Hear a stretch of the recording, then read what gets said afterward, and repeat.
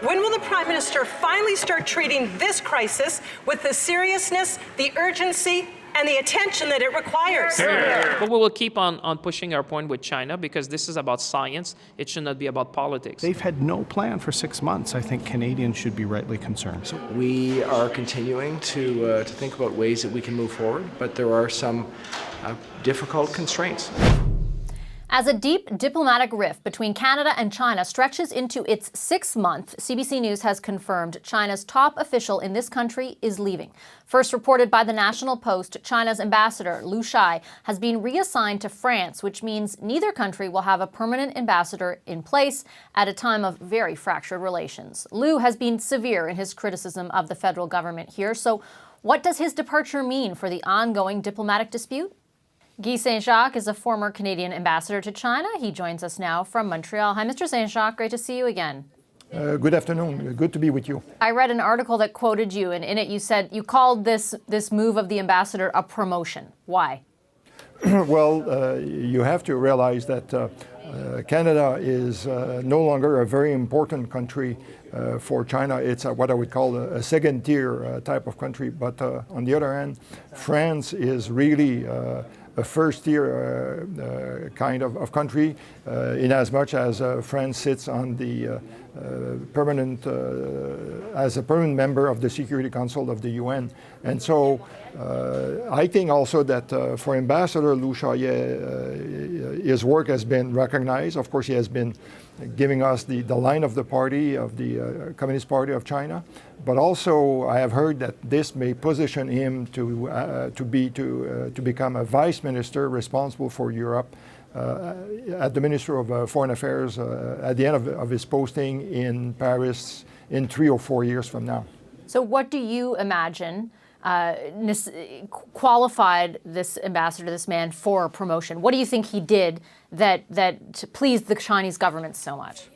Well, first I would say that he has already been posted to Paris in the past, so his French is very good. He knows the country, which is a plus. But also, of course, he has been taking a very hard line in Canada. I would say that at times his behavior, in my view, was undiplomatic because he criticized directly Minister Freeland. He spoke very harshly, and of course, this has been well seen in Beijing, back in Beijing. And, you know, it's no surprise knowing that just before he was assigned to Ottawa as ambassador, Mr. Lu Shaye worked at the headquarters of the Communist Party of China in the unit charged with the anti-corruption campaign. What do you think it means for Canada?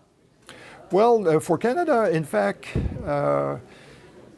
it means a few things. First, of course, it will give us a little bit more leverage when the time will come for Canada to name its next ambassador to China, because as you know, the Chinese will have to provide agrément, but now they will want to replace Ambassador Lu Shaye as well, and so they know that we will have to provide agrément. So in as much as they put forward a name soon, I think this should give us some leverage, and that's good. The other thing that I see in a positive light is that, Ambassador Lu, his reputation has been tarnished because of his remarks, so let's hope that his replacement will be someone that is a bit more diplomatic in his behavior. What do you think the chances of that are, given where the relationship between Canada and China is right now? Well, I would say that it's very unlikely because, in fact, the face of the Chinese diplomacy has been changing in recent years, because apart from the behavior of Ambassador Lu Shaye here, I know that Chinese ambassadors in other countries like Sweden, Turkey, and other places have been a lot more aggressive and undiplomatic in their remarks. And because of the very tense relationship right now, I think that they will want to appoint someone that will have no leeway, and I hope it will be someone who can listen better than what Ambassador Lu Shaye demonstrated, because he is not a good listener. And so in fact, I don't think it can be much worse. So let's hope that it will be better. If you were advising the Canadian government, would you tell them to use the fact that they need to sign off on whomever is appointed by China as leverage? What would you tell them to do? Well, I think that assuming that they have someone that is ready, and who knows, the request for agreement may have already been received in Ottawa. It's something that, in fact, hopefully we will know more about in the near future. Obviously, we have to have in place some kind of quid pro quo. So if we provide agreement, the Chinese government must promise that they will also provide agreement. We could also delay the answer on their request until we have ourselves put forward the name of a new ambassador. What's your assessment right now? I mean, we've talked to you so often throughout this dispute, but what's your assessment of where things stand right now? And I ask particularly because of what we've heard from Minister Freeland. I think twice in the past few weeks publicly she's said that essentially that her counterpart won't even return her calls. And she said sort of, you know, if you're listening right now, we want to talk. What does that say to you? Well, we are in a very difficult situation. And in fact, it's nightmarish, and I don't think it will improve anytime soon because apart from the fact that Mrs. Freeland or any minister for that matter is able to speak with their counterpart in Beijing, I know also that the work of the embassy is more difficult. It's more difficult for them to have access to Chinese officials, and knowing that the extradition process of Mrs. Meng could last for quite some time, you know, we have to brace ourselves for a very long period of difficulty. Furthermore, with what was announced yesterday in terms of more scrutinized inspection of our pork shipment to China, I think we see there another facet of what I would call the gunboat diplomacy that China is using against Canada. Do you think there's more to come in that respect? There are other meat producers, for example, who are worried that it's just pork now, it could be cattle down the road. Yeah, it could be. And in fact, I was a bit surprised in the case of pork. As you know, because of the tensions with the United States, the Chinese have stopped importing pork from the U.S., but also because of this very serious African flu that they have in China. They may have lost already about 10% of their pork. Knowing our pork is a very important staple in the Chinese diet, I would have expected that they would have spared that part. So they must have come to the conclusion that they will be able to replace pork imports from Canada by other places like Russia or some Eastern European countries. But in fact, I would not be surprised if other sectors would be a victim of this kind of reprisal. Is there something the Canadian government should be doing right now that they're not? Well, I think that we have seen last week that the tone has started to change, and starting with the Prime Minister. Prime Minister was quite critical. I was pleased also to see what he said yesterday about the Tiananmen events. Also, the press communique that was issued by Minister Freeland. In fact, it has been years since our Minister of Foreign Affairs has issued a communique on the anniversary of this very sad part of the Chinese history. So you can see that, in fact, the tone is changing. And I think now, as I have said previously, I think the Canadian government has to announce further measures to show that we won't take this lying down. Okay, I'll leave it there. Thank you so much, Mr. Saint-Jacques. Appreciate your time. Thank you. That was former Canadian ambassador to China, Guy Saint-Jacques. News today that China is reassigning its ambassador from Canada to France has some wondering if that's good news or bad news. Lu Shaye has been openly critical of Canada during his tenure. Will the opening give this country some leverage in its ongoing diplomatic dispute? Time for the Power Panel. In Montreal, former Quebec Liberal Cabinet Minister David Hertel. Also here in Ottawa, Tim Powers of Summa Strategies and Earnscliffe Strategies Group, Kathleen Monk. And right here with me, the CBC's own Aaron Wary. Hi, everybody. Hi. Nice to see you. David, why don't I start with you? What do you think the removal or the transfer of this ambassador, I should say, the promotion, as Mr. Saint-Jacques called it, to Paris, means for Canada? Good news or bad news? I don't think it's anything good. I just think it's another symbolic act from China to say, well, we're taking our ambassador and moving him somewhere else, and we're going to replace him with somebody that's probably going to have a hard line or an even harder line. I don't see any good news here, especially here in Quebec. The news about the pork issue is pretty big. 45% of Canadian pork exports to China comes from Quebec, and with an election coming up in the fall, this could be a pretty big issue. So I don't see any good news, like Ambassador Saint-Jacques said. Kathleen, the pork issue that David's referring to is, of course, the news yesterday that we found out over the weekend that the shipments from Canada are being targeted for extra inspections. There was actually worry from cattle producers that it could include them, and we've got Minister Bibeau, the agriculture minister, saying everybody should be sort of preparing for that kind of eventuality. What's your assessment of where things stand?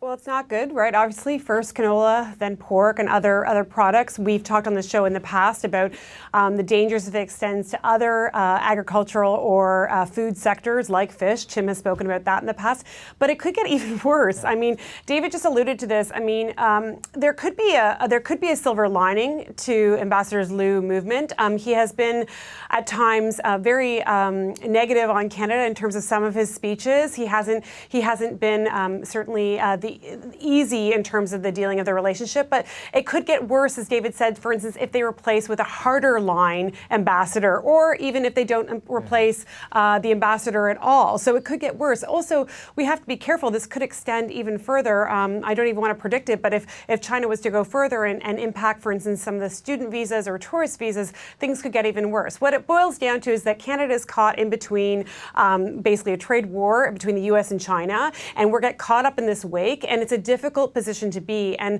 the government, while working hard trying to solve some of these issues, right now, no Canadian ambassador to China, now no Chinese ambassador to Canada, things have to move forward in some way. So now it's going to be the top levels of the government kind of working out a way at this as best we can when some of our sectors are really getting hurt. China's our second biggest trade partner. And Tim, one of the interesting points that Mr. Saint-Jacques made, or sort of ideas that he put forward, was that we know, for example, that the government has received a lot of criticism for not appointing a new ambassador. We also know that China has to kind of sign off in what's known as agrément on that ambassador. Canada will have to do the same for whomever China appoints to this country. And Mr. Saint-Jacques was saying, well, maybe they want to use that as a bit of leverage.